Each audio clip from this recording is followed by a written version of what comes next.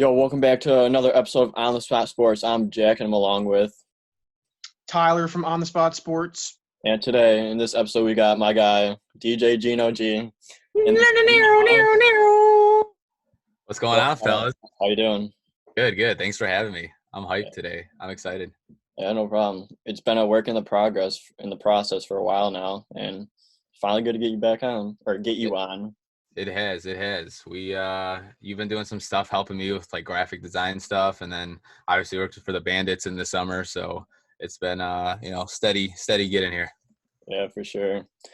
So how's quarantine going for you? I mean, it's had its ups and downs. So before quarantine, I was finished up my master's at DePaul, and I had this real big plan to kind of finish the semester early, go get a job, go move out, stuff like that. And literally like the week after, I think I got my official degree, world ended. So kind of stuck right now. I've been a lot of free time though for different things, a lot of video games, making DJ mixes, trying to get myself out there. I had a real big burly beard up until last week. I mean, this thing was just gross. Like you could probably find people living in there at some point. Chopped it off last week, and I was like, now I'm disappointed. I'm like, all right, I want my beard back. But otherwise, it is what it is. Yeah, I'm keeping this until after quarantine because I'm not seeing anyone. So Yeah, exactly. My hair has never been this long in my life, probably since 7th grade. Like I'm Mr. Barbershop every other week, line up the beard. This is just like, I think this is my hell. If they said you can't go to a barbershop for 2 months, I think that's hell. That's mine. and you always showed up to the summer with that clean haircut, clean. Always the freshest of fades. Tyler, so we worked together this summer, and we had to have like 2 different shirts for like staff shirts. And after 1 week, me and my one buddy Colby were like, it's going to be like 90 degrees next week. Let's just cut the sleeves off. Didn't tell our boss. So I had to cut off for every other day of work. Just sun's out, guns out. Had to get that tan, can't have tan lines out here. We had some hot games too this summer. So no tan lines, fresh haircuts. Hot commodity over there. There's the one out in the field too. The cameras. Mr. Third Base side was my duty. I'll never forget. It was like the second game. A pop-up came right at me, and I dropped it. And I wanted to quit. I was like, I have to get another. I didn't get another ball till right before the playoffs, and I caught it. Thank God I caught that ball. That was an impressive catch. Didn't you get a round of applause for that catch? I did. It had some nasty backspin on it. So, athlete over here. D3. You redeemed yourself there, though. Perfectly. No, that was a fun summer, though. That's probably my most fun summer of work I've had. Yeah, same by far. That was a good summer. It was. We met a lot of great people. I met you, and like everyone else. Yeah, we definitely. It was nice going to work every day, not thinking of it as like a real job where I was like, oh man, I got to work today. You know what I mean? It was usually like, okay, sweet, I get to go to the Bandits for 4 or 5 hours, go hang out with my friends and go to work. Yeah, that was a time of life right there. Oh yeah, most definitely. And then we went to the beach last week of the season, I believe it was. That was also pretty fun. Mm-hmm. Some intense games of spike ball going down on that beach. We met some girls. I was trying to get them to come to LA Social that night because I was DJing. That was a good time. Oh, was that when I was there too? Yeah. It was us TJ and Colby still there. Yeah, that was a fun night or a fun day. We gotta get some spike ball tourneys going this summer as well. Oh, of course. So yeah, you want to get into your DJing? Yeah, most definitely. You want to just kind of get going how it started and where it's been from there? Yeah, go for it. So I've like officially been DJing since I was about 15. And basically I had 2 older brothers that were DJs at some point in their 20s. And they had a little bit of leftover equipment like speakers, stuff like that, a couple lights. So I just kind of took it. And before DJing, I used to be in a rock band, big rock star guy over here. And I was the singer. And then my balls dropped, so I couldn't sing anymore. And I was like, damn, though, I kind of like the spotlight. You know what I mean? Like, entertaining is fun for me. Like, I like people. If I can put on a show, that's what I like doing. So picked up DJing, and I invited all my friends from high school. I think I was a freshman or sophomore, and I was gonna do a Halloween party. That was gonna be my first like gig, seeing how I did. And all of 2 people showed up, and they stopped in for like 10 minutes. I was like, you guys don't have to stay, like no one's coming. But it was devastating, I'm not gonna lie. But over time, I just started DJing a lot of like birthday parties, a lot of block parties, things like that's where I started. I didn't even charge people at first. I had a tip jar. I literally said, I'll come DJ, here's a tip jar. I'd come home with like 25 bucks, 30 bucks. And then slowly over high school, definitely the block parties I could start charging more for, upgraded my lights, my equipment, a lot of block parties. And then once I hit weddings, that's when I realized, okay, I think I could make some money off this, and I'm starting to meet more people. So block parties, weddings through early college. Finally, there's this bar called Base Camp by my old college, Benedictine. And it was junior year, right before I was 21. I was doing on-campus like dances we had once a month, and then someone recommended me to like the manager. And he's like, yeah, I'll let you spin on a Thursday. We'll make it college night. And I knew this was like my shot. So I made it my thing to make sure everyone at Benedictine that could go, and even if you couldn't go, we'll try to sneak you in. Like I needed to show them I can get people here and we're going to party. Because what people don't realize is like when you first do gigs, a lot of it is, can you bring people in and who do you know? So the sad reality is like I know a lot of good DJs at like sushi bars that are doing like happy hour. And I know a lot of like mediocre DJs at some of the top clubs in River North. And it literally just comes down to networking. But anyway, yeah, like I said, that Thirsty Thursday, I did it once. We got it cracking. So then he had me come back once a month. Then that was every Thursday. Every Thursday was a little tough because like every DJ kind of has their niche and like certain songs they have go to. Like I switch it up, but like there's always certain songs I'm going to play. So every Thursday you started kind of hearing the same thing. So I was like, I want to tone it back to once a month, twice a month, maybe. And then me and the manager, Bobby, he was cool with me. I knew he was going to, or he knew I was going to DePaul. So he was like, hey, my buddy, like he manages a spot called LA Social in Lincoln Park. I know that's down by DePaul. I'll put you in contact if you want to start doing Thursdays. Met them, kind of told them what I was doing. And then ever since then, once I got my first Thursday in the door in Lincoln Park, it opened up River North, Wrigleyville, whole strip of bars on the other side of Lincoln Park. And it's just been awesome. This last, I'd say 2 years now has been awesome. Like a gig at least once a weekend. And like it's nice being in a position where if you don't want to DJ one weekend, you could say no, like if you're making decent enough money. So yeah, it's just this last 2 years has been great as far as the thing. But I like telling people where I start from. Tip jars to bottle service is a fun route. Because the reality is some dudes just got into DJing like a year or two ago. They just met the right people, know the right people. I got one buddy. I mean, don't run. They're good at what they do, but they just met the right people at the right time. They're already in clubs that I haven't even done yet. But I like, a little grittier. Just kind of, I'm like a road to the show player. If you guys play MLB The Show, Yeah, start exactly. off in low A baseball and just, I don't know. I like the grind. I like the grind.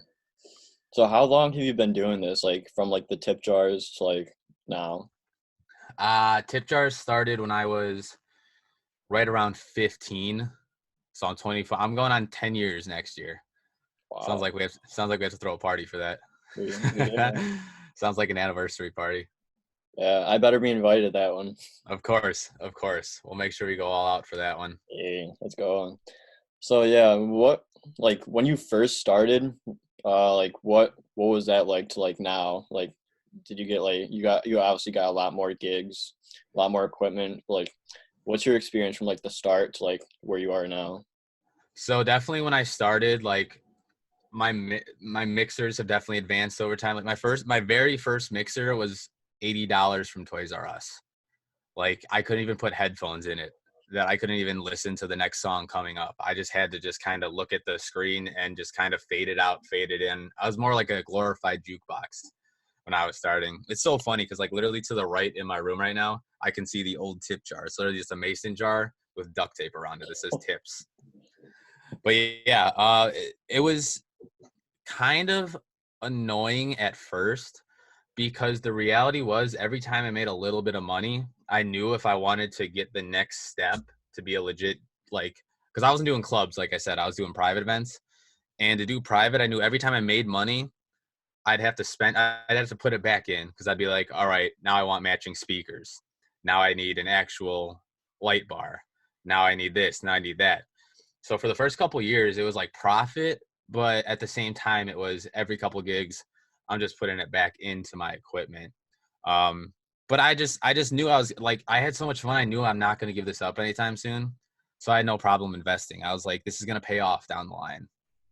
Yeah. Was there anyone in particular that kind of like influenced you or kind of like made you go into DJing?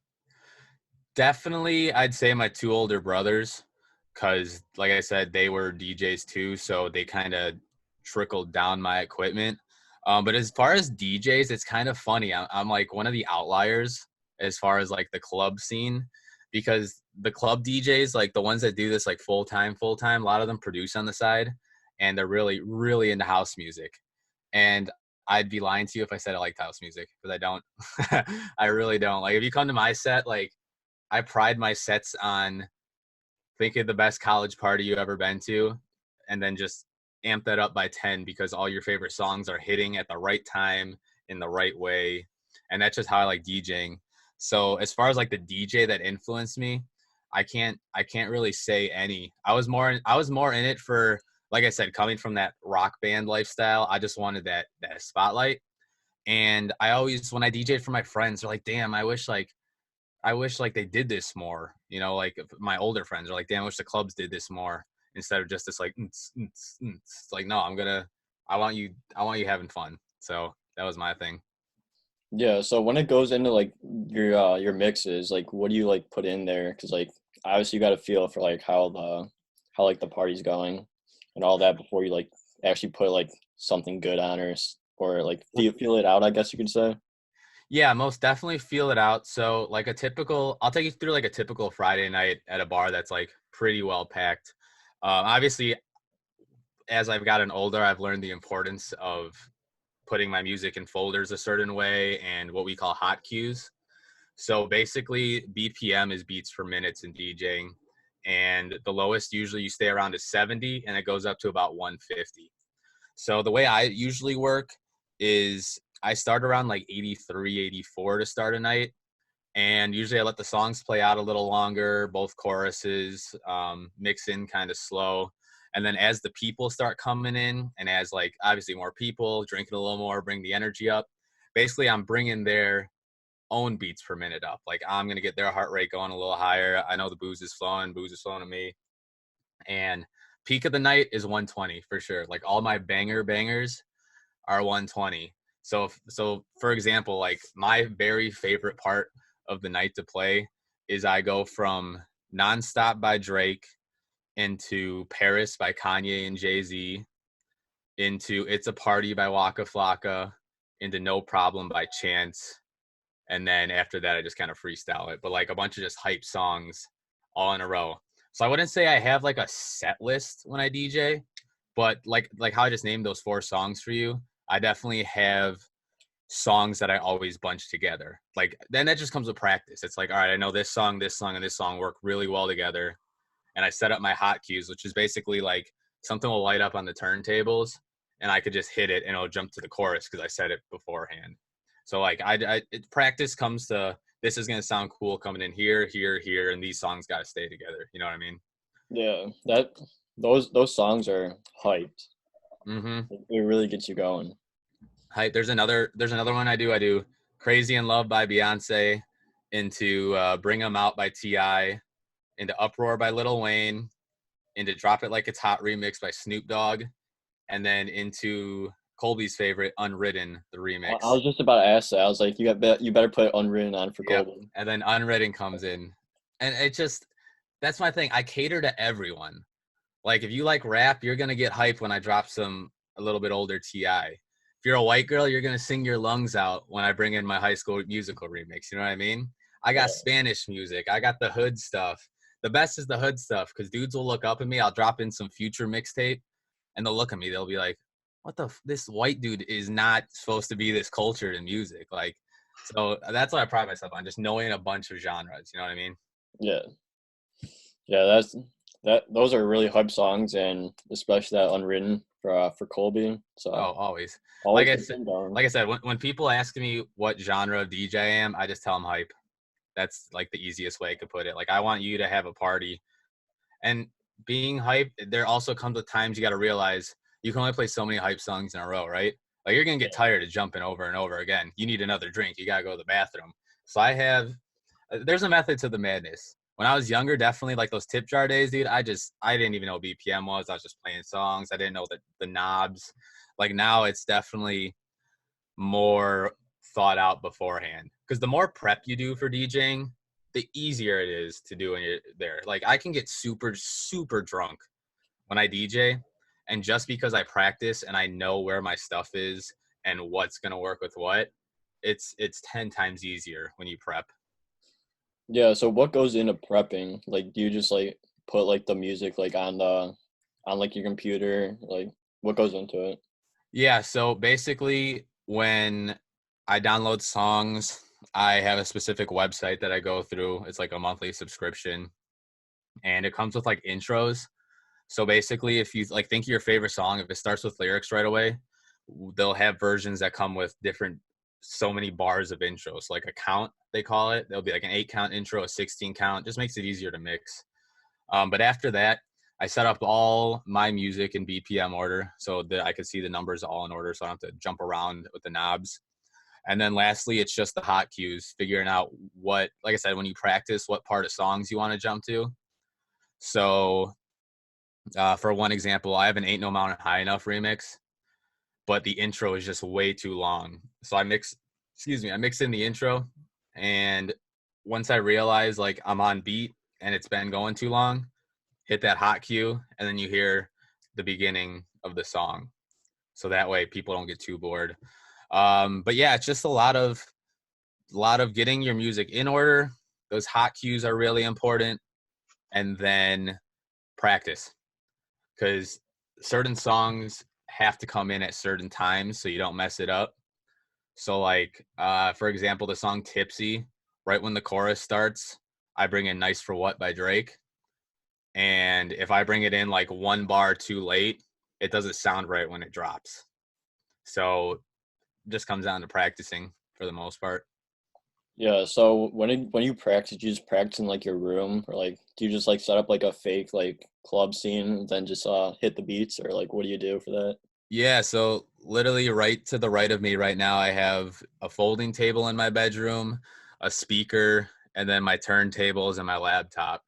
And then basically, I think I have one DJ a little late here for when I really just want to feel like I'm back at the club and not Club Corona over here. Club crew. But yeah, just like anything, like sports, like anything you do, practice makes perfect, and it makes it just easier and more fun. It definitely, unfortunately, it takes sometimes the fun out of doing live stuff, because when I do practice so much, it's like I know exactly what I need to hit when. But like I said, not having a complete set playlist is a little fun, because then once in a while you can bring in a song that maybe you won't play. Like you said, how you said reading the crowd. If it's still quiet an extra hour than I expected, maybe it's cold out, or maybe, just not coming to your bar tonight. I have different songs to kind of go in there, because you never want to waste an absolute banger on an empty bar. Yeah. You mentioned earlier that you were in a rock band and you were the lead singer, and then when you transitioned to DJing, you liked that spotlight. So did you like have a spotlight too when you were in your rock band, or did you just have that DJing, and like what was that transition like? Oh, most definitely, Tyler. The spotlight was on me in the Rockers. I was Mr. Front and Center. Our big song that we always finish it with was Sweet Child of Mine, and I had some pipes, and I always made sure we did a couple gigs, and I always made sure I brought the wireless mic with me, because there's the part in the song where it's like, where do we go now? Where do we go? I thought I was the shit running around in the crowd, like little seventh grade me. You remember those 3D glasses at movie theaters? Yeah. Used to pop those out, and that was my stage sunglasses, like just running around this place singing Where Do We Go Now? The first girl's number I ever got was in seventh grade after the talent show. Didn't go to our school. She was visiting a friend or something. She's like, hey, you're really cute and you can sing. Like, here's my number. And I was like, this lifestyle is great. Like, why would I want to give this up? Have you gotten any of those numbers in real DJing? Oh, and real DJing, plentiful. DJing is like, if I was a video game character and like my confidence level, like on a regular Saturday at a bar was like a 6.5, let's say, or 7 maybe. If you put me behind turntables, my confidence shoots to an 11. Like, I just know, like, in that time frame where I DJ for like 2 hours, I know I'm the man. This is my crowd. You are looking at me. You're listening to my music. You're dancing to what I do. So like the confidence behind turntables as opposed to the other side of them, it's unmatched. But yeah, the rock star life, like you asked, that was definitely the start, I'd say, of knowing that I like the spotlight at least. Like before then, I was just mainly sports. And then once I kind of ventured into that way in music, I was like, oh, this is kind of nice. Because you still get the spotlight in sports when you're doing good. But I was always team sports too. Like, that's the first time it was kind of an individual spotlight more, if that makes sense. Yeah. So obviously you're balling out there. Anywhere you go, you're rock star, DJ, Anywhere. anywhere. So what has been your most memorable moment so far while DJing? Ooh, that's a good one. Most memorable moment. My very first Thursday in Lincoln Park, I'll never forget, because that was like, I was 22 when I DJed there for the first time. And I had been to those bars so many times just thinking like, damn, like, how do I DJ here? Like, I'll never do a city stuff. Like, I thought there's a time I thought after college that was going to be it. Like, I could just do suburbs, and that was it. And that first Thursday was super special because I hyped it up to all my friends, and I was like, this will mean the world. Like, if you guys came, like, this is my first like city gig. And almost every one of them showed up, which was awesome because I didn't expect that kind of support. And I have really good friends as far as supporting me when I DJ. So that was cool. Another cool one was at Benedictine, my sophomore year, we had this thing called Beneficial. Basically just drink all day, wake up at 8 a.m. And our basketball team was in the Elite Eight for Division III, and we were hosting. We packed that. That was the only game at my time at a Division III school I had to wait in line for a ticket the day before because they sold out, which was just Wow. ridiculous. They yeah, so that night, and it was the only year in my 4 years they let me do it because we got too crazy. That night, we let me DJ in the quad. We have like a big square of apartments on campus, and they let me do it. And they shut me down an hour early because we got too out of control out there. And as I shut down, like the cops are telling me I have to shut down. They're telling me to get on the mic. I'm like, I'm not the cop. Like, you tell them to shut down. I'm the DJ. And I shut down, dude. They just started chanting my name. And this was like a good like 300 people. And I was like, this is it. This is when I knew I had to keep DJing. Like, this feeling was perfect. So definitely, yeah, that first Thursday and then Beneficial are definitely my top two moments to this point. Yeah, those definitely shoot up your confidence when they're shouting out your name. Everything's going right there. Oh, most definitely. I have a video somewhere saved on my phone of it. I was like, all right, this is dope. This is dope. You gotta send me that after. Mm-hmm. I got you. But so when I was doing your graphic design stuff, I've seen like all the places you've DJ'd, and you've went to some pretty good bars and clubs. So what has been your favorite so far? Uh, Base Camp in Lyle has a soft spot in my heart just because that was the first bar I ever got a chance at. And I kind of learned how to use club turntables there. I kind of had like the rookie starter kit. And that was like all my college friends every Thursday. Like, we were in there. So that was definitely a good one. The original LA Social was fun. We used to get real ratchet in the summer because they had windows that would open up. And like when windows open up and people hear music, they're just like, oh yeah, let's just go in here. And we used to get this place like jam packed. They used to give me bottles there because I'd bring people in. Like, I was a rock star there for sure. And then 2-9 is one in Naperville. pretty smaller, but they got like a cool patio. But that was my favorite just because that was the first New Year's Eve I got to DJ. So I got to be the guy doing the countdown on the mic, and that was definitely up there. But as far as most special, base camp for sure. Because like I said, like you don't forget where you start. So that was my starting point. Yeah, so how was that New Year's Eve at 2-9? Like when you got like to count down and like that whole experience, that whole night, like Oh, explain that night. New Year's Eve was dope. All my friends came out again because we were in college still, and we lived right down the street, all dressed up, suit and ties. Like we went balls to the walls for this. And all day I was like, all right, how are you gonna do the countdown? Are you gonna do it pre-recorded? Are you gonna go on the mic? Like, what do you want to do? And I was just going back and forth. And I was like, what song am I gonna drop at midnight too? That was a real issue. But I ended up dropping, I think, Yeah by Usher or Yeah by Chris Brown. It was one of those two. And I ended up doing it live on the mic. But that was a pretty cool moment, like knowing that everyone's looking at you again. That spotlight was just big as could be. Yeah, so what has been like the biggest thing you've learned like throughout like your entire DJ career so far, I guess you could say?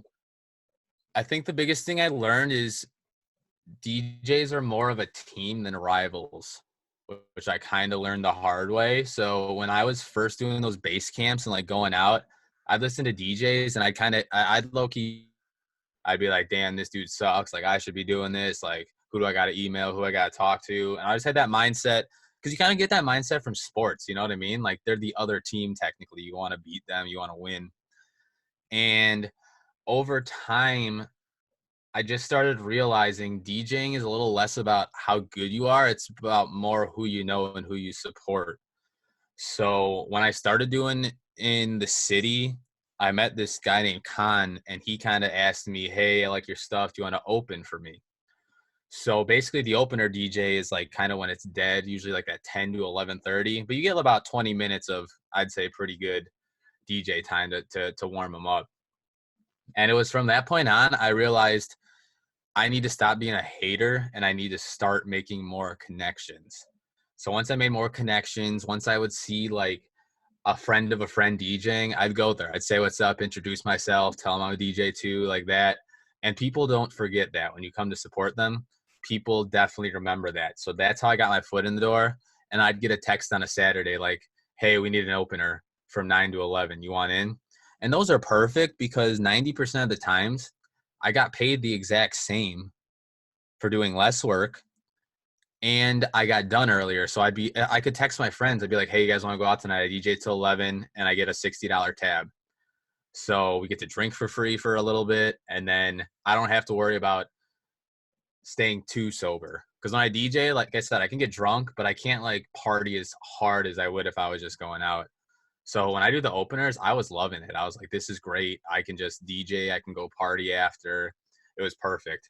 But yeah, definitely the biggest thing I learned is if you're a DJ, don't be a hater. Like they're more connected than you realize. Like the bars are owned by like the same people half the time. The managers will be at different locations within the company. So meeting people and just being a good person. It just comes down to networking and how you talk to people, and that's life. If you make your connections and you talk to people well, you're going to get your doors open.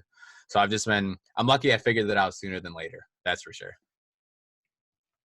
How much longer do you plan on DJing into like your future? Till I'm dead. No, I'm playing. That's a good question. So going back to kind of getting my master's, like I know I want to, so DJing is my passion, like without a doubt. But I think I'm smart enough, both like just street smart and I guess like education wise, to know that it's not the most stable career. Like look at a time like now. Like all these DJs literally are just unemployed and they can't file for unemployment either because they're independent. I'm not saying this is going to happen every year. Like this is obviously out of the blue, but I want to be able to have a 9-to-5 job and then DJ 2-3 times a week. So basically Thursday, Friday, Saturday are kind of the DJ days, at least in my schedule, because I'm not full time. So I'd have no problem going 9 to 5, DJ until 1 on a Thursday, have an extra coffee Friday morning at work. You know what I mean? Like that's the life I want to live. And Probably I can't put an age on DJing. I'd put more of a time frame. I guess if I'd have to say, whenever, like, one day in the future, I guess if I like started a family, I'd probably start hanging it up then. But me being the playboy I am, that's not going to happen till like my 30s, mid 30s at least. So I guess, yeah, mid 30s ish would be the range. I definitely don't want to do it past then because I do not like older DJs. They're just out of touch with music. I'm not saying I will be, but there's like that chance that you still want to hang on to the classics. And I just think DJing is kind of a younger profession in my mind. But yeah, mid 30s is probably the safe answer. Yeah, so you at least got 10 more years. Yeah, we're good. We're just hitting our peak too. Like I started doing River North bars as the opener before this all kind of went, and in my eyes, River North is kind of the World Series. Like if you could headline at a River North bar, you've made it in Chicago. You know what I mean? Like those are the top bars you want to be at for sure. Yeah, that's awesome. You since you DJ at like River North and like that's like as one of the top like places that you could like DJ in Chicago, like what was that experience like? River North was definitely cool. It was definitely a little different, the two places I've been at so far. So the one was called Trophy Room, and they texted me saying they needed someone for game sound. And I had no idea what that meant. But I was like, yeah, if you're going to pay me, sure. So literally, they had the UFC fight going through the speakers, through the turntables. And between each round, they just had me play like 10 seconds, 15 seconds of music. So I would just play Fight Night by Migos. So all of a sudden, fight comes back on. And then the other DJ was running late. So I ended up getting to DJ for like probably 45 minutes to a pretty packed house. But that was cool because I didn't realize that was a whole new market I just opened. Realizing that, especially on NFL Sundays and college football Saturdays, I can start DJing and make the same amount of money, mind you, play 70% less music. So that was cool. And then the other dope place I was at was Social 25. And it was really weird because there was two floors. The bottom floor was kind of clubby, and the upstairs was more of a bar, but a club at the same time. And the opener DJ would go from 10 to 12. But they had a band upstairs from 10 to 11:30. So I had to DJ strictly through my headphones for the people downstairs. And it's really hard to DJ just through your headphones because usually you have what you call a monitor speaker, which is right behind you, and that will play the song that's live. And then your headphones usually will play the song that's coming in next. But instead, I had to hear the song playing and I had to hear what song was coming in next all at the same time. So that was definitely tricky.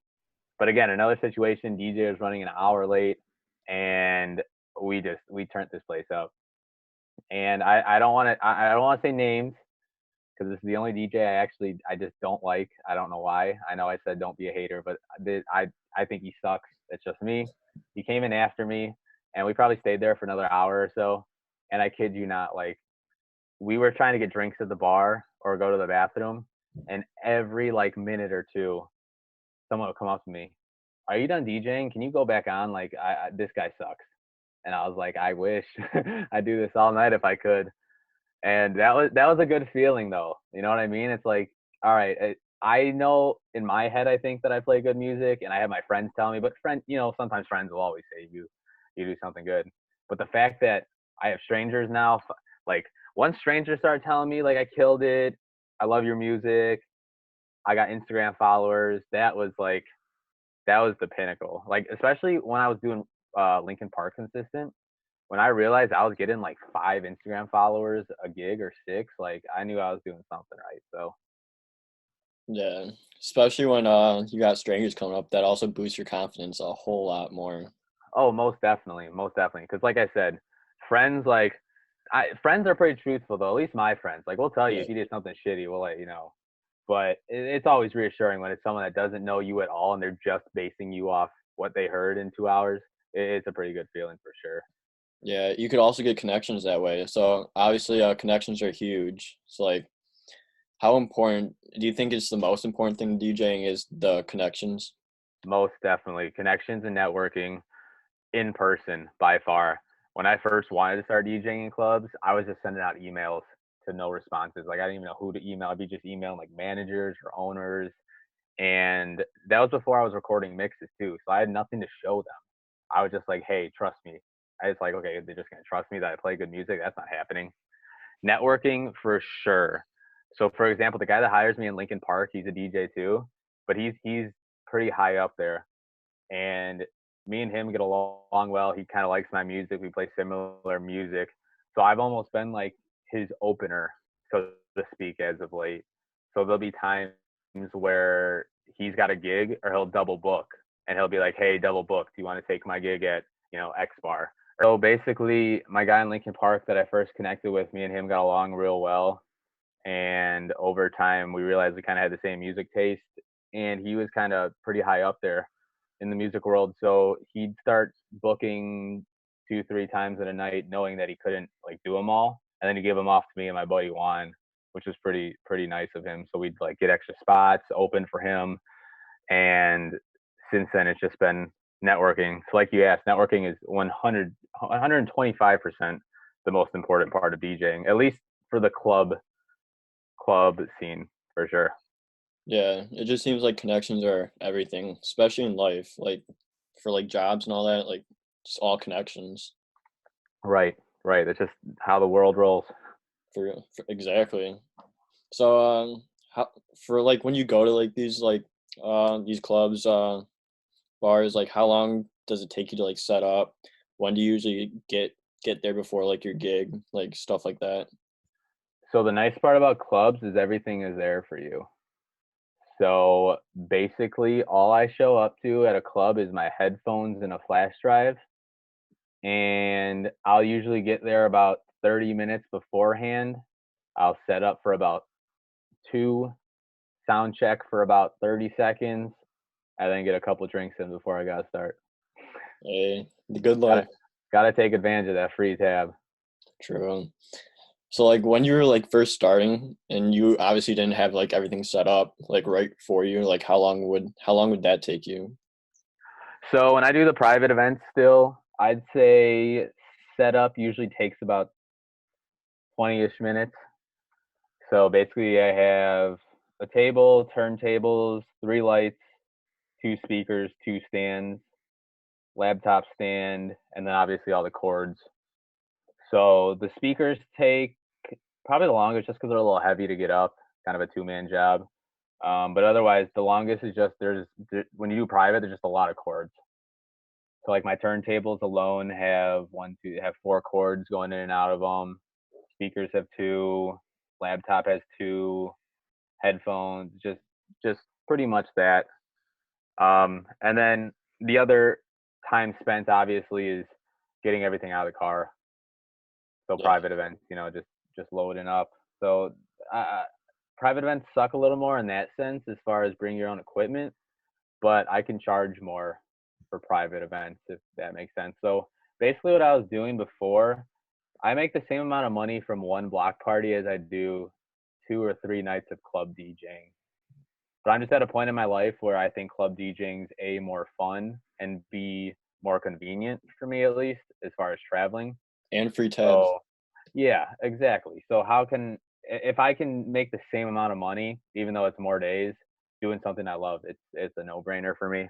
But yeah, there's a time in my life I was doing a block party every weekend in the summer of college, which was awesome. I was making great money, but I was also losing out on weekends, which sucked because block parties are always Saturdays. And that was another reason, like I wanted to be with my friends on the weekends. So it's like, again, club is perfect. I'm with my friends, I'm DJing, and I'm drinking. Yeah. Everything's going right there. Yeah. No L's. Yeah, because like we had our friend who also DJs on here a month ago, and he was like he said it took him like an hour to get like prepped and everything like for like his like gigs, but like obviously he's not like going to like clubs and like bars like you, but he's like doing more like private and like weddings and like wedding events and like all that, birthday parties. So that's another aspect of it. But Yeah, no, most definitely. I mean, I have a system down too. Like I yeah, said, I've been doing it for so long. I kind of know which way to pack up the car, which stuff to get up first, things like that. yeah, because he's only been doing it for like 2 years, where you've been doing it for like 10. Right. It was definitely longer in the beginning. Now I'm very not as so much putting the stuff away after a gig, but the prep before the gig. I roll up all my cords how I want them. I know what's going in which bag, so that way when I unload, I know exactly where everything is. It just makes it easier.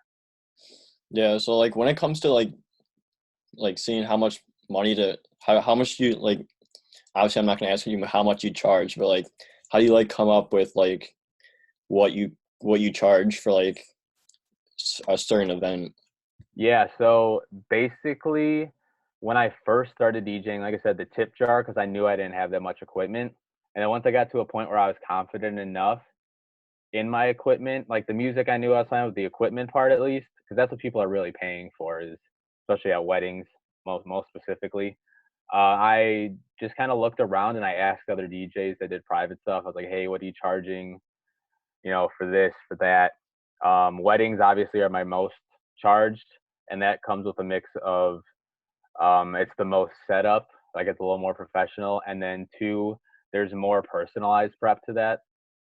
So for a gig, you kind of have your music. Maybe a block party will be like, hey, can you download some 80s music, whatever. But a wedding, it's like, all right, you got to make sure you have the entrance song, the first mother-daughter, or the mother-son dance, the daughter-father dance, the first dance. Like that's their day. You know what I mean? Yeah, But being that it's their day, that's why I can charge the most of all the gigs, because I'm gonna put the most time in before the wedding to get to where it's at. For the most part, though, like I still like I bring my own equipment and all. But as far as like if you went through a company that DJs and they have like real professional stuff and they're all like outsourced, I charge probably like $200, $300 less than them. So that's what still makes me like a good option, because I'm going to give you that professional environment or feel, but I'm still going to be a little bit cheaper than the top notch stuff. yeah, that makes perfect sense. So we got a few more DJ questions for you. So what has been like the most interesting story or like approach that you've had like DJing? Like it could be like interesting, like different scenarios like that. Um, I mean, every night you DJ is interesting because the DJ booth is like slightly higher than the rest of the crowd, and people watching is just so much fun. Like if I had $1 for every time the booth next to me, some girlfriend and boyfriend were fighting, or someone threw a drink in someone's face, or like I've probably seen like two or three fist fights on the floor. So I mean, all that, you're just like numb to it though at this point. You know what I mean? When you Yeah, see it all the time. But favorite story DJing, like I said, my confidence is just through the roof when I DJ. So like I'm literally like Mr. Ladies Man when I DJ. If a girl comes up to me, like I'm just like Rico Suave, just super smooth. Like, cause I know if they're coming up to me and it's not for a song request, like they just try to make conversation, I already have them reeled in. We skip the hard part, right? Talking to women is not fun. It's not easy. And if they come to you first, fishing reel. So my favorite stories are the girls that come up, because I just turn into a ham and cheese sandwich. I'm sitting here, sweet talking them. What do you want? You want to stand up here? I'll tell them take a shot on me, thinking I'm a big shot. I'm not a big shot. They just give me a free tab for the night. That's all it is. that's awesome. So Mr. Ladies, man. the women's the best part. Period. After the music, after the music. Yeah, of course. So what's your like mindset during like DJing? Like how hard or like before? Like what's your mindset like after like anywhere everywhere in between there? When I first started doing clubs before, I used to get so nervous. I used to get so nervous, and obviously that goes away over time. But during, it's just kind of like I compare DJing sometimes to kind of like chess. Like you gotta look. You know how in chess they say you gotta look a couple moves ahead. Yeah, I'm always thinking a couple songs ahead. So whatever you're hearing, I'm thinking what's next, obviously first. But then after that, I'm like, all right, what 2 or 3 songs can I kind of roll into from there? Because the hardest part I'd say of DJing is you can know what song's next, but either remembering or making sure you put your cues in the right place and being able to count. It's a lot of counting, obviously. So then you can count the intros and the outros and the bars right. When you're bringing in the next song while I'm DJing, everything's on like a clock in my head, like just beats. So I'm sitting here, I'm thinking, all right, if we hit play here, we're gonna have it at this part. If I play here, it's gonna come in at that part, and vice versa. So during is definitely just math, and then a lot of muscle memory at some point. The songs I play a lot, and then after it's just I'm exhausted. Let's go home because I do a lot of damn dancing in that DJ booth. I'm not gonna sit there and play the songs. I'm gonna sing with you. I'm gonna get the fist bumps going. I'm gonna whatever. I'm gonna cheers you. I'm gonna chug you. It's awesome. How like you're doing a good job too when someone comes up to you, buys you a shot, gets you a drink. Like it's awesome. But yeah, most part is numbers, numbers, numbers, numbers. And it's funny because I'm terrible at math. Actual math I suck at. But if you tell me to mix in a song and I'm just doing numbers in my head, like quick. You tell me how much to tip, I couldn't tell you. I got to get out my calculator. It's amazing how you could suck at math, but yeah, be still good with numbers when comes Right. down to something you love. Right. It's just out there. I like I said, I can't explain it. Yeah, that seems like so much fun. Oh, it's a blast. Like I said, if you like a spotlight, it's definitely a lifestyle for you. Yeah, exactly. And So, you gotta love music though too. You know what I yeah, mean? Like if you it's don't like the if you main don't point. love like music is my like I wake up, music, alarm clock, songs, go downstairs, turn on my speaker, listen to music during breakfast, always music during workouts, play PlayStation. I got Spotify coming through my headphones. Like I just love music, so that's a huge part. Yeah, and you also make mixes as well. So like, what goes into making mixes?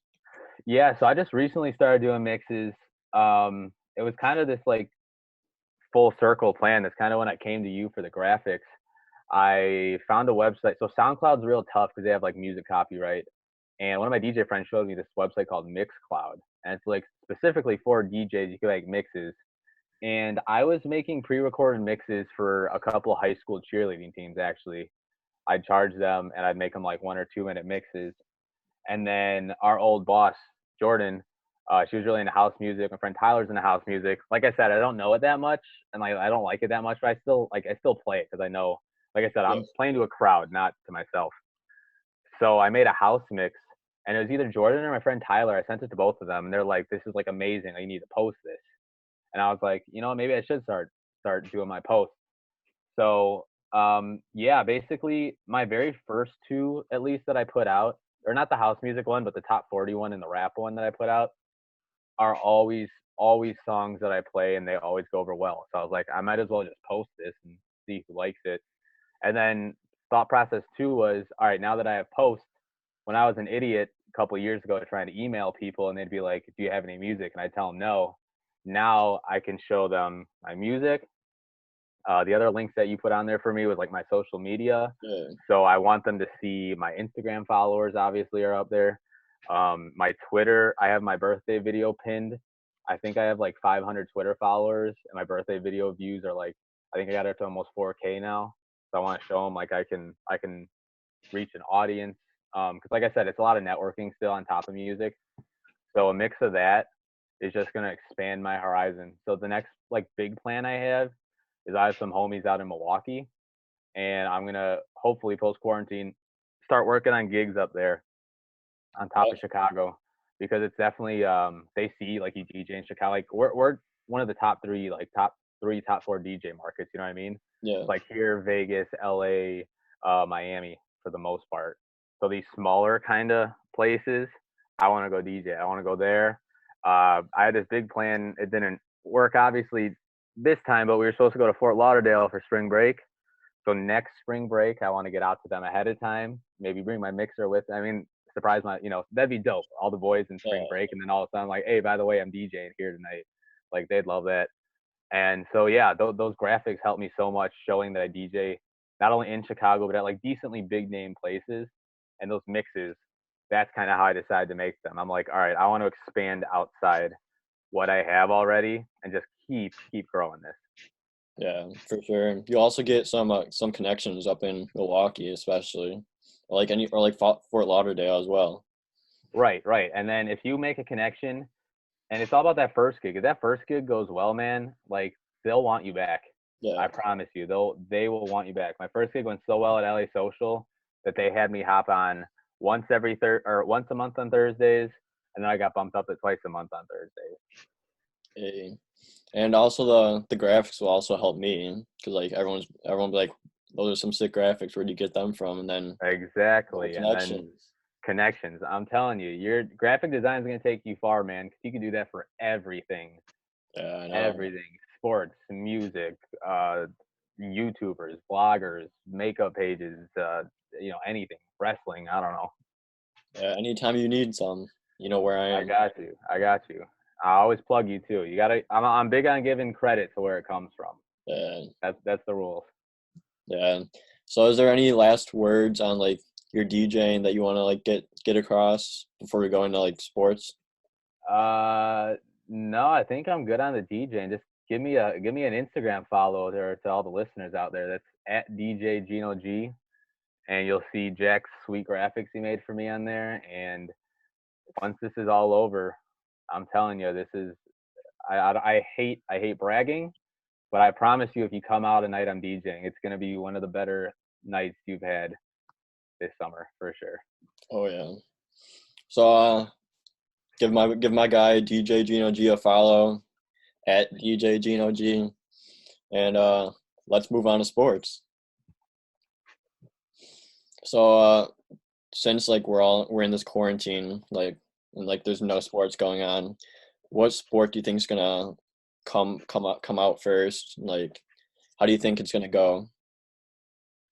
Yeah, me personally, I think baseball is going to be the first one.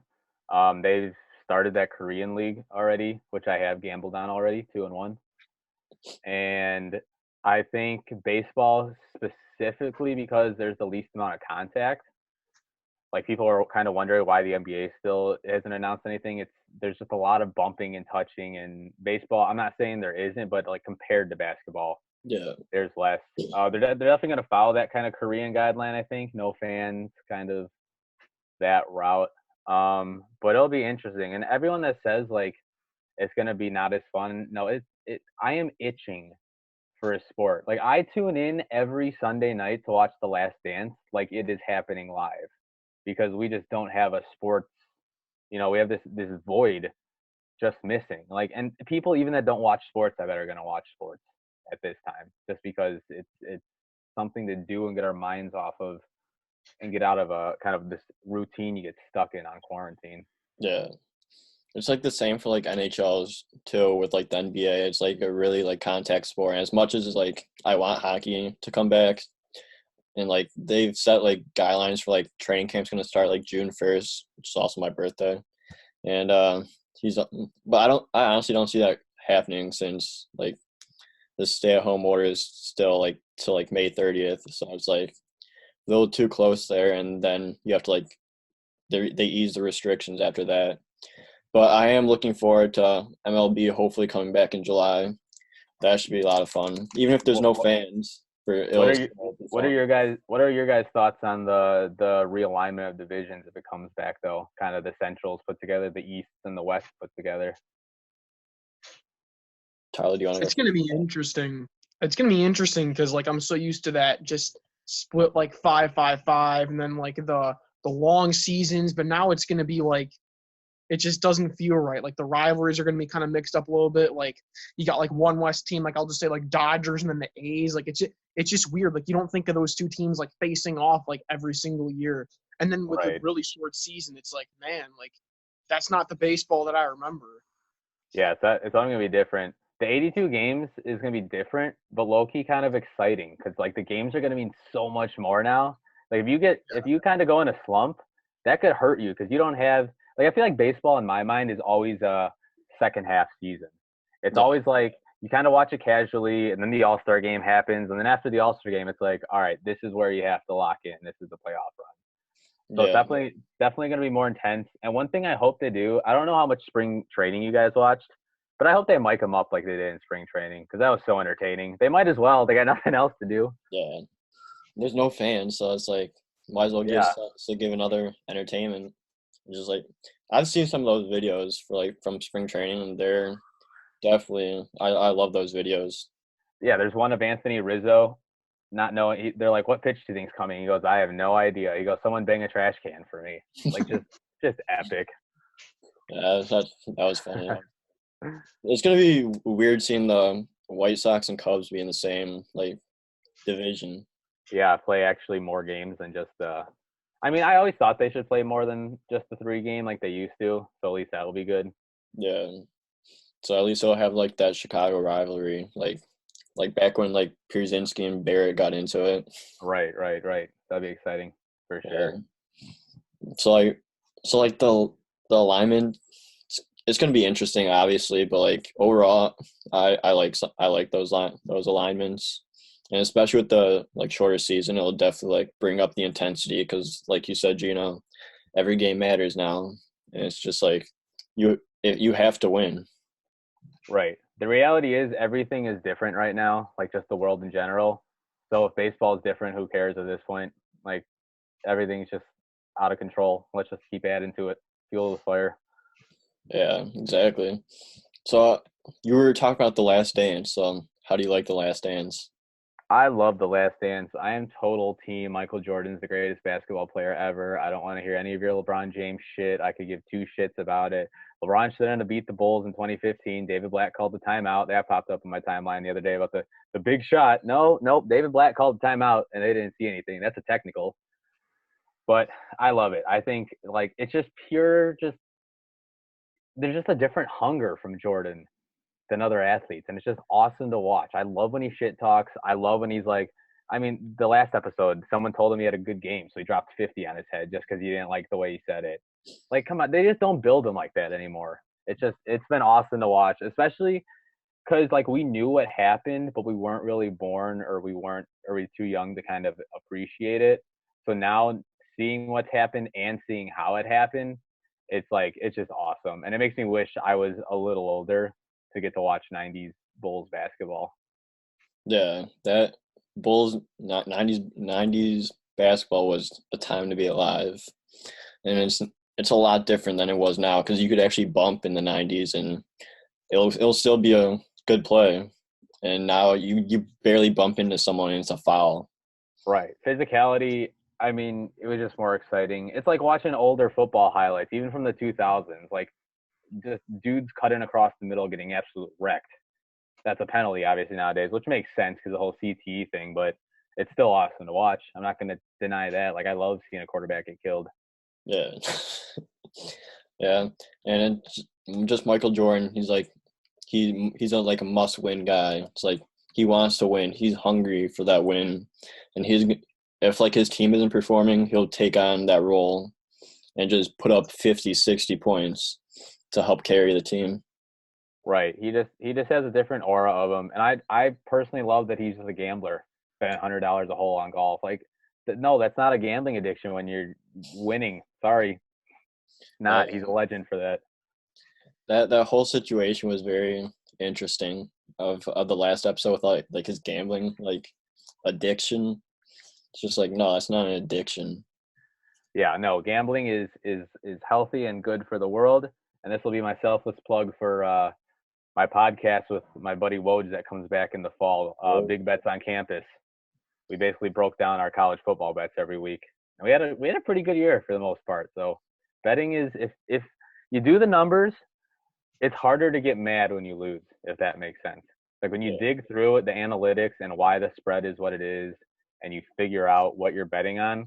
If you lose, it's less frustrating. Definitely less frustrating than losing like blackjack. So you have no control over that unless you're Rain Man. exactly. And I'll definitely have to take a listen to that in the fall for sure. Yes, we will be back. Our podcast is seasonal. Just college football is all. I mean, we bet on other stuff. We just both know college football lines the best, so that's kind of how we came along that show. Yeah. So how do you think the NFL season is going to be? Since do you think it'll be affected by this, or like what do you think about like the fall and winter sports coming up? My personal take is it won't be affected on the field. It might be affected still like crowd size maybe as far as events. 'Cause it seems like events like sports and music are kind of a big impact. That's what's going to take the longest. But I don't see this being as big of a problem by what's opening week, September something. Yeah, like beginning of September. Yeah, I don't see the actual play being a problem by then. Me personally, I'm thinking like mid-July is when we really start coming back to normal. That's kind of my guess ish. Yeah, just like mid-July, I think that you'll be able to get more of a crowd and like somewhat be back to normal. Right. There'll be soft openings on like restaurants and stuff, and maybe Yeah, restrictions on masks, thing like that. So fingers yeah, crossed. Fingers yeah. crossed. Fingers crossed. Because I am really sick of. I play a gross amount. I don't know about you guys if you do anything more than you used to, but for me, video games have been gross. Like just a gross amount. Yeah, I haven't played in a year before this quarantine. I've been playing every day since then. Yeah, it's absolutely gross. Yeah, and it's not worth getting mad over your connection either, but shit happens. And the gym, I think I miss the most. Like Yeah. there's just only so many home workouts you can do, and I just get bored in my basement, and it's brutal. I've done pretty much the same workouts for the past 50 days. Yeah, So, you're just limited. yeah. So overall, I don't think the fall and winter sports are going to be that affected. Maybe the fan size will be the most affected. But like overall, like you said, I don't think the play is going to be affected at all. Right. If like they didn't have like restrictions, would you go to a game even if you're like even if you could get it? Like, would you still go to a game or would you just watch it on TV? Are we talking come football season, or like let's say if baseball started in July? Just baseball overall. I would definitely be hesitant, and it just kind of comes down to how much we know by then, to be honest with you, because like I saw there's a new thing you can get your finger like prick and you can see if you've had it already. It'll show if you have the antibodies, but then they still don't know if you're immune if you've had it technically. Yeah. So like I said, it would really come down to where we're at as far as like the doctors at that point. If they told me, hey, if you've had it before, you're immune, I'd go get that test, and if I had it before, but I mean, I don't know. I'm not even lying. I think I've had it at some point.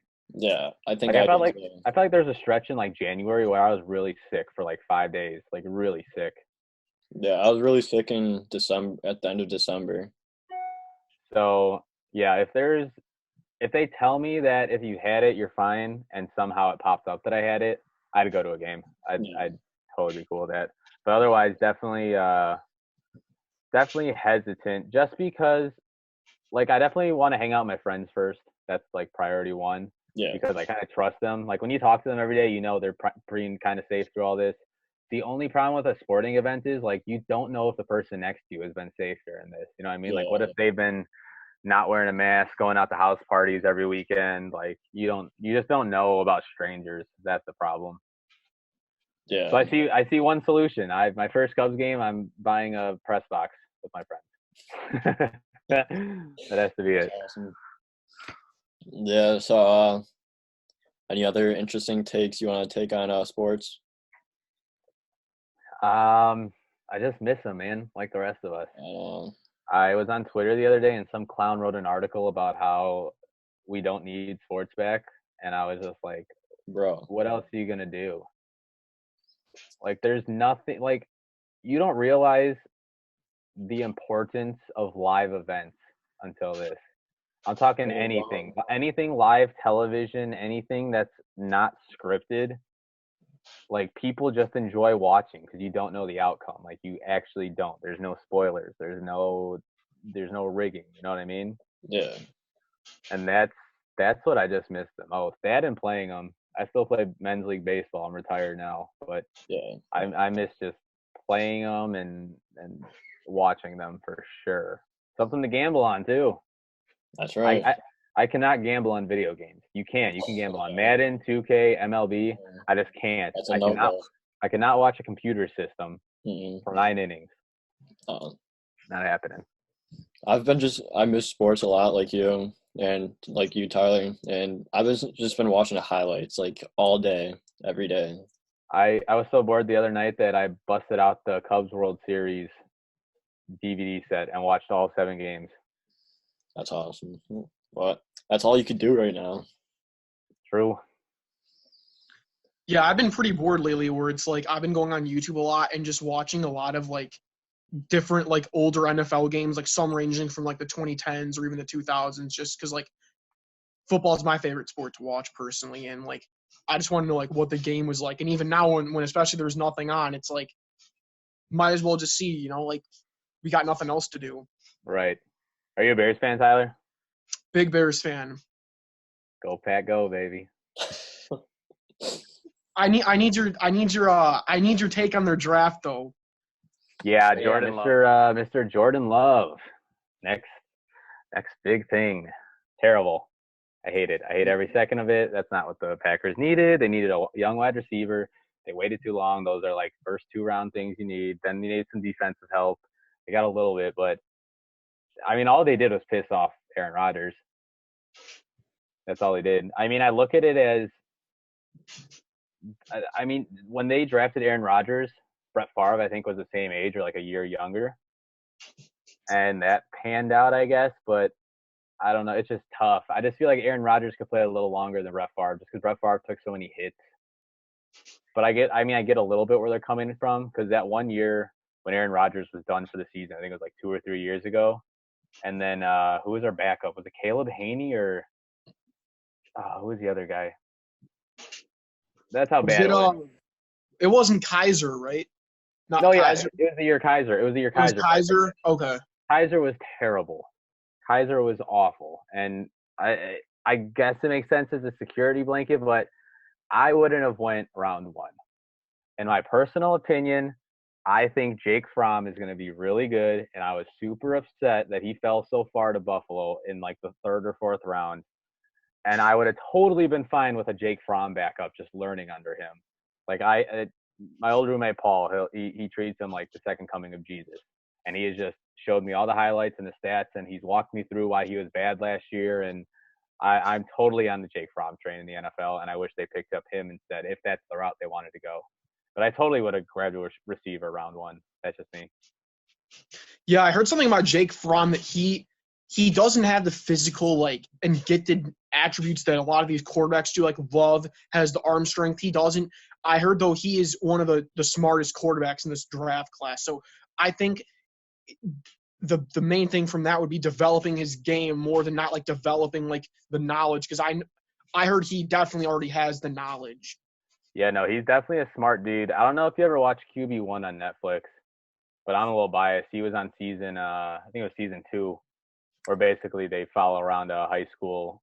They follow around like top high school quarterback prospects their senior year, and he was just, you could tell he knew how to be a quarterback.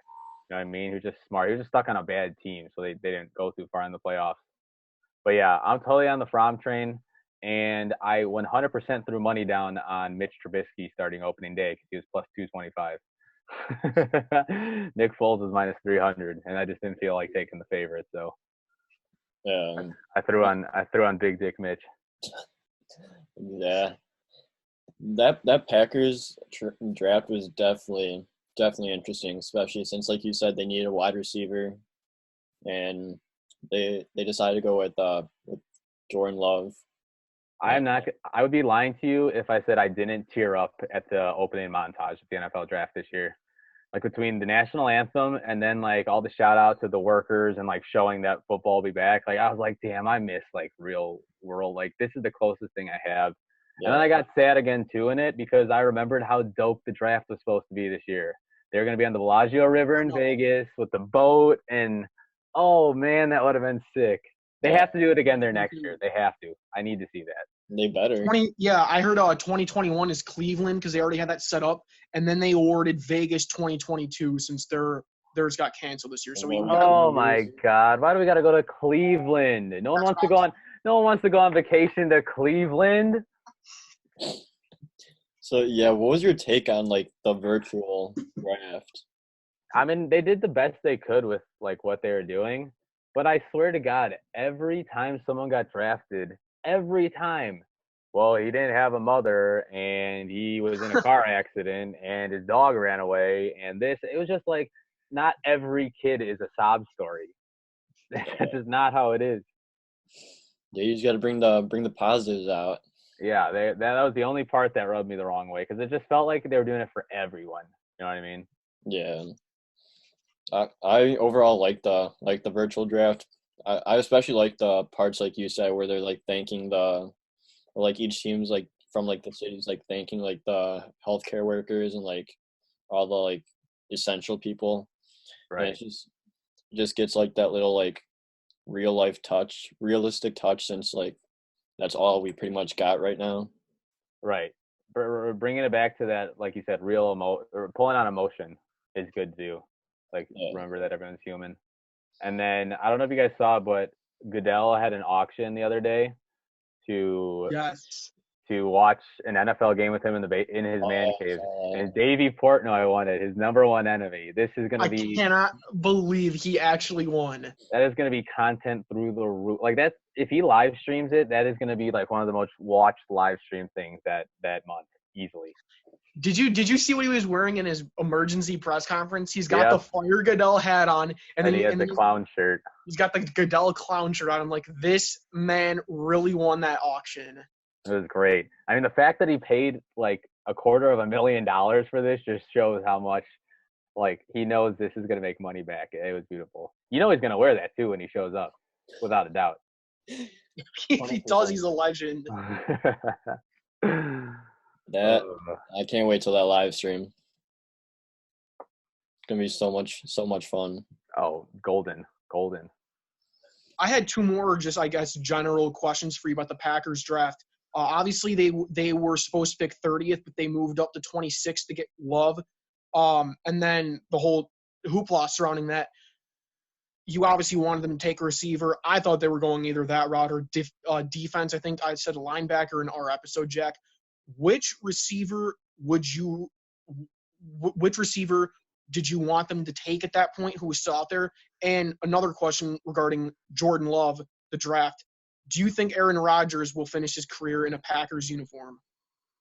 I'm going to answer Rodgers one first, just because I forgot the name of the receiver, so let me Google it first. Okay. But I do not think anymore that Aaron Rodgers is going to finish his career as a Packer.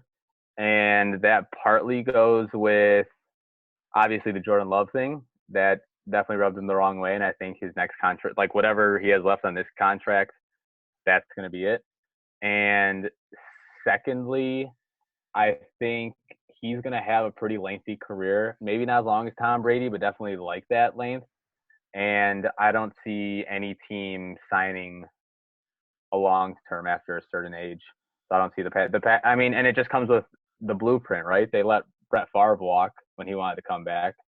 Like once they groom Jordan Love to where they want to groom him, they'll say peace. So, I mean, it sucks, but now it's almost like, all right, we have to win now mode because that's it. As far as receivers, though, I don't know why I blanked on him, but I found him now. I wanted T. Higgins from Clemson. I think he's a dog. I think he would have been perfect for the Packers. That was the one that I was thinking too, because he went. Cincinnati took him right away in the second round. Because I mean, he had a good year at Clemson, good career. I mean, yeah, you have Trevor Lawrence throwing you the ball, but still, I don't know. I was a fan. I would never forget when I heard Jordan Love, and I was like, "What the fuck, Jordan Love?" Yeah, that was one interesting pick. But hey, we'll see. You know what? I look at it as hopefully one day this will bite me in the ass, and Jordan Love's going to take the Packers to a Super Bowl, and I'm going to come back to this episode and listen to myself, and I'll be like, "Well, I guess you proved me wrong." What time only tell though, but it'll definitely be interesting. Big facts. Yeah. So, is there any other questions or comments about any of this that you want to bring up?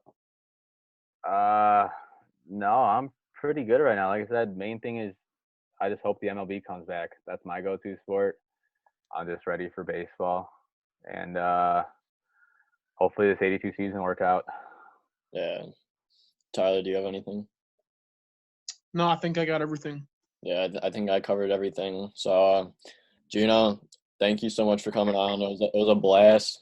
We got the DjGinoG, Gino Fasso, in the show. So, It's a blast.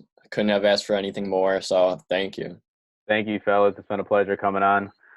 And hopefully next time we chit chat down the road, sports will be rolling, and I'll definitely get into some hot topics with you boys. Yeah, definitely. You're definitely Absolutely. gonna come back on soon.